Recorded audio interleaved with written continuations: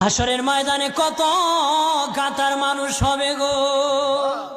নবী বলেন আয়েশা, হাসরের ময়দানে মানুষ 120 কাতার মানুষ হবে।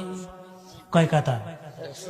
আয়েশা রে, হাসরের ময়দানে 120 কাতার মানুষ।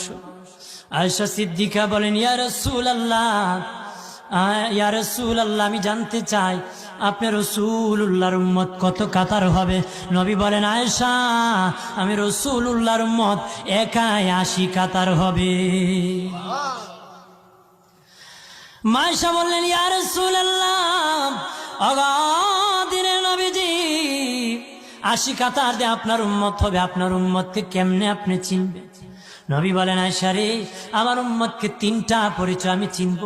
1 নম্বর পরিচয়, আমার উম্মতের কপাল থেকে নূর চমকাবে, নূর চমকাবে। নবী বলে বাবা সাহাবীরা,